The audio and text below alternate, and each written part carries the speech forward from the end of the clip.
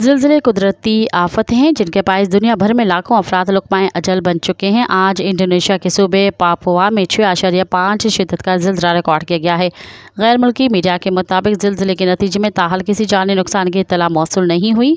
जियो forensic agency का कहना है कि जुमे को आने वाले ज़िलज़िले की वजह से सुनामी का कोई इम्कान नहीं है। ज़िलज़िले का मरकज़ 10 किलोमीटर 6.21 मील की गहराई में था। ख्याल रहे कि इंडोनेशिया में ज़िलज़िले आते रहते हैं और इसकी वजह से ये इंडोनेशिया बहरुल में आग के दायरे पर वाक़ है, जहां ज़मीन के पुरतेन आपस में टकराती रहती हैं। नवंबर 2022 में इंडोनेशिया के जजीरे जावा में आने वाले 5.6 शिद्दत के ज़िलज़िले में 162 अफराद हलाक हुए थे। मज़ीद ख़बरनि ऐं तफ़सीलात लाइ विज़िट कयो असांजी वेबसाइट www.awamiNewsHD.com ऐं ॾिसंदा रहो अवामी न्यूज़ HD।